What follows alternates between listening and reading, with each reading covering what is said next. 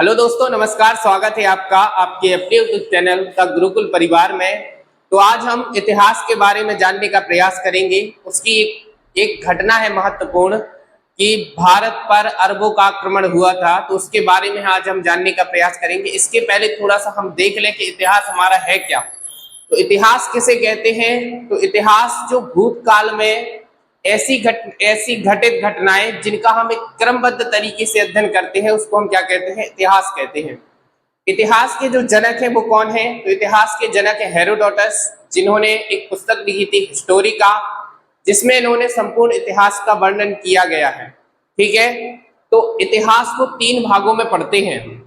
इतिहास को आइए थोड़ा सा जानते हैं। इतिहास को हम भैया तीन भागों में पढ़ते हैं। एक तो होता है हमारा प्राचीन इतिहास, फिर होता है मध्यकालीन,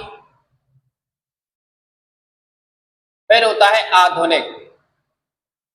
तो इसको बिल्कुल हम इसी क्रम में सभी को इसी क्रम में सबको हम पढ़ेंगे। प्राचीन इतिहास, मध्यकालीन इतिहास, आधुनिक इतिहास। इसमें प्राचीन घटनाओं के बारे में हम जानते हैं। मध्यकालीन इतिहास हमारा कब शुरू होता है? तो हमें केवल जानना है मध्यकालीन इतिहास का आरंभ कब से हुआ। तो मध्यकालीन इतिहास हम जब हमारे ये जो मुस्लिम साम्राज्य था, जो अरब लोग थे, इन्होंने भारत पर आक्रमण किया, तब से हमारा भारत में जो है वो मध्यकालीन इतिहास प्रारंभ होता है। तो इसका जो समय है वो हमारा 712 ईस्वी से 1707 ईस्वी तक हमारा जो है वो मध्यकालीन इतिहास चलता है। 1707 ईस्वी में जब औरंगजेब की मृत्यु होती है, औरंगजेब की मृत्यु तक की जो सभी घटनाएं हम पढ़ते हैं वो कहाँ पढ़ते हैं? मध्यकालीन इतिहास में पढ़ते हैं। ठीक है, इतिहास के हमने आपको जनक बताए हैं, हेरोडोटस हैं। इन्होंने एक पुस्तक लिखी है हिस्टोरिका। इसको हम देखते हैं।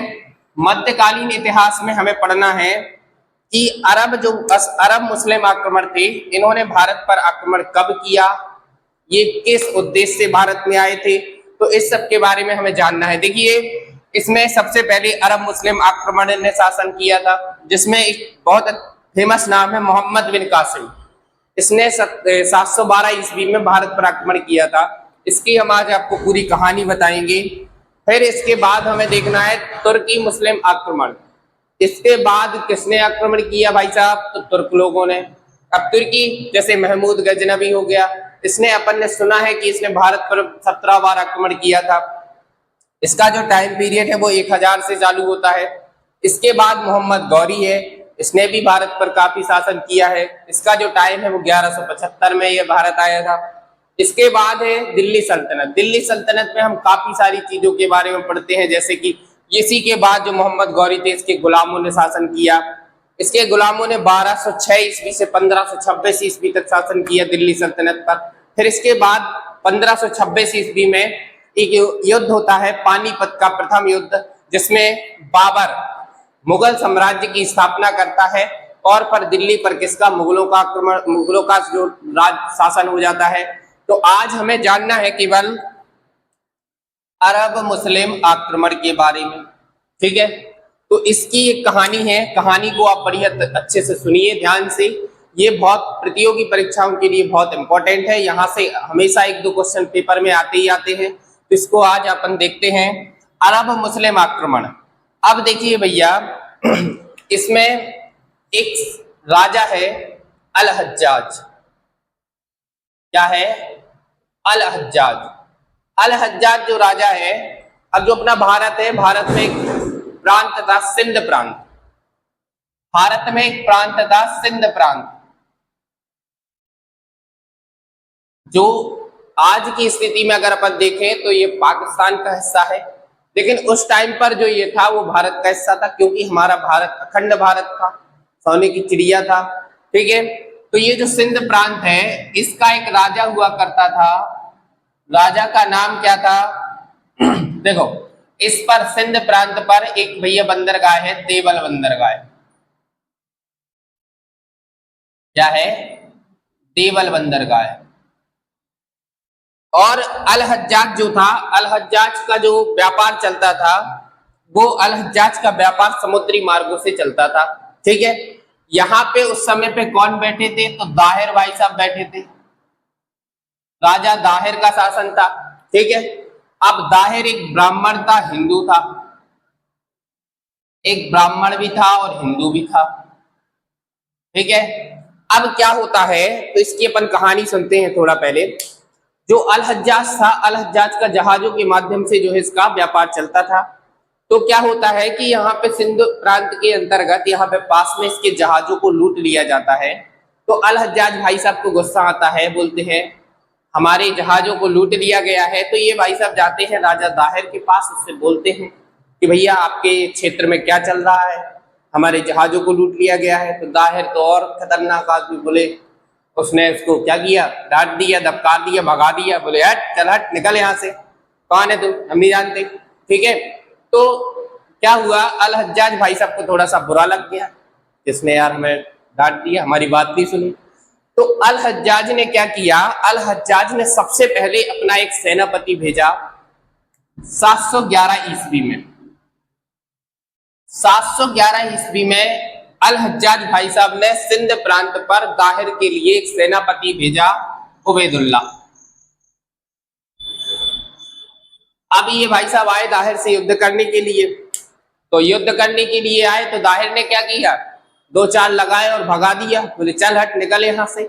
तो उबैदुल्ला चुपचाप मुंह लटकाए फिर चले आए अल हज्जाज के पास। तो अल हज्जाज का और दिमाग खराब कि ये तो हमारे ही सेनापति को इसने लपेट दिया है ना। तो ये जो 711 में इसने भेजा था, तो ये अरबों का पहला आक्रमण था जो कि असफल था। ये पहला असफल आक्रमण था भैया, किसका, तो अरबों का।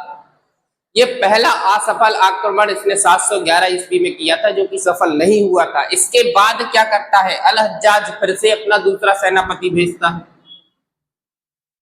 दूसरा सेनापति 711 ईस्वी में फिर भेजता है, जिसका नाम था बैदुल।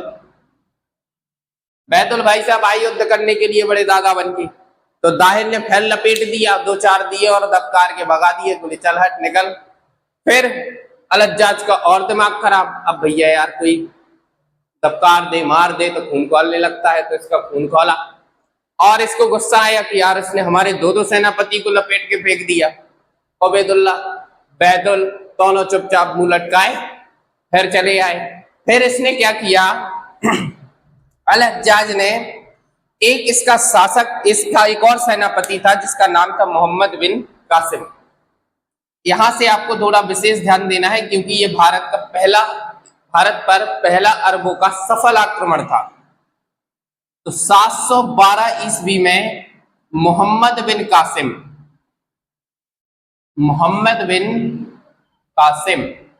इन्होंने पहला सफल आक्रमण किया। ये आपसे पेपर में पूछा जाएगा कि भारत पर अरबों का पहला सफल आक्रमण कब किया गया था, तो 712 ईस्वी में किया गया था।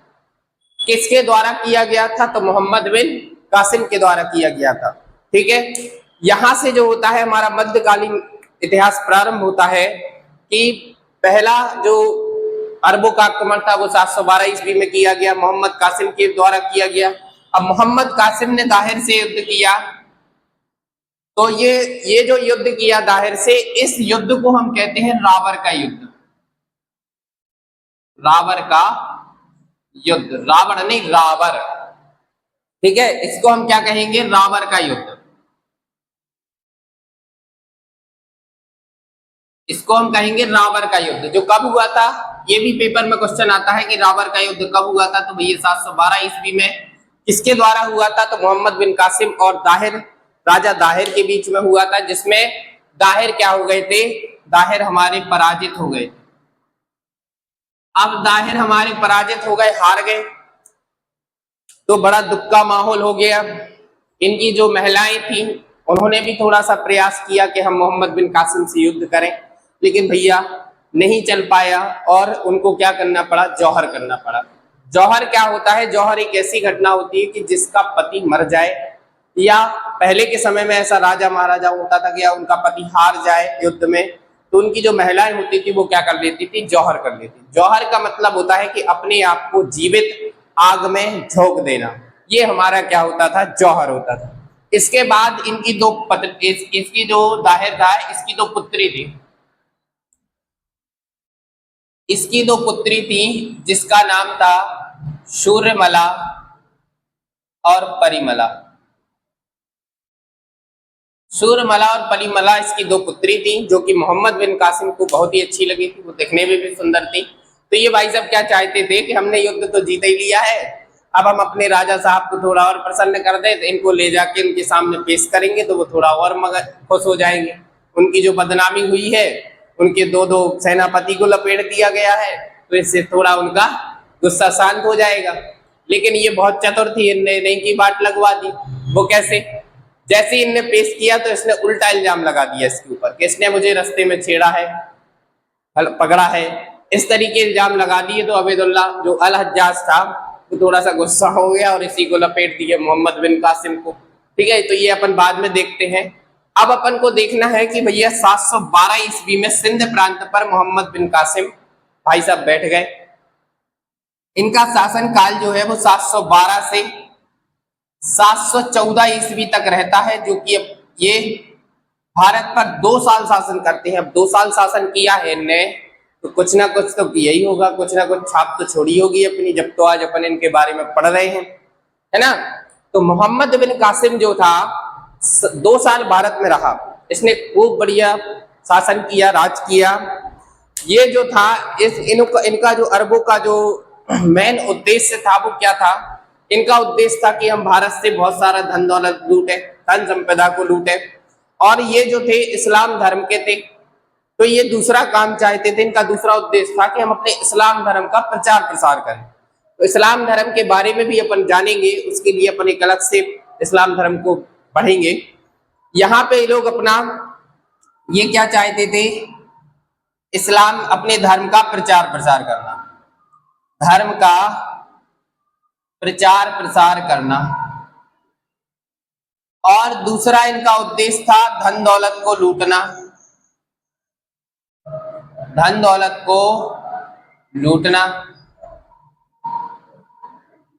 अब ये भाई साहब 2 साल तक शासन करते रहे इनने खूब। इसके बाद 713 ईस्वी में, अब जैसे ही ये शासन करने आए तो इन्होंने सबसे पहले क्या किया? एक इन्होंने टैक्स, जजिया कर चालू कर दिया। 2 साल जो शासन किया है वो किस तरीके से किया है? तो सबसे पहले मोहम्मद बिन कासिम ने भैया एक जजिया कर लागू किया था। जजिया कर, ये जो एक टैक्स था जजिया कर, मोहम्मद बिन कासिम ने लागू किया था। कहाँ पे? भारत में। इसका जो उद्देश्य था, इसका उद्देश्य था कि जो गैर मुसलमान लोग हैं, जो मुस्लिम नहीं है, उनसे हम क्या करेंगे? कर लेंगे, टैक्स लेंगे। तो टैक्स, इसको बस केवल ये जो टैक्स था वो किससे नहीं लिया जाता था? तो नहीं लिया जाता था किससे? ब्राह्मणों से,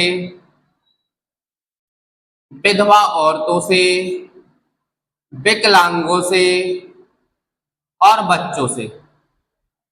इनको बस छोड़ दिया जाता था, इनसे ये कर नहीं लिया जाता था। बाकी जो जितने भी गैर मुस्लिम थे उनसे ये जजिया कर लिया जाता था। इसका उद्देश्य एक था जजिया कर लेने का, कि सबसे मेन उद्देश्य था कि धर्मांतरण करना। अब जैसे भैया कोई भारत में गरीब आदमी है और उस गरीब आदमी से टैक्स लिया जाए तो वो कैसे दे पाएगा? उसके लिए तो सबसे बड़ा धर्म उसकी रोटी पानी, रोटी कपड़ा है। अब वही नहीं है उसके पास, तो वो टैक्स कहाँ से दे देगा? तो उसने क्या किया कि जो हिंदू लोग थे उनको मुसलमान बना दिया। बोले अगर मुसलमान बन जाएंगे तो हमें टैक्स नहीं देना पड़ेगा। तो उनने क्या किया? इस जजिया कर के माध्यम से उनने धर्मांतरण करना चालू करवा दिया, धर्मांतरण होने लगा। इसके बाद फिर इस तरीके से ये जजिया कर लगा रहा, चलता रहा। लेकिन फिर एक शासक था फिरोज शाह तुगलक।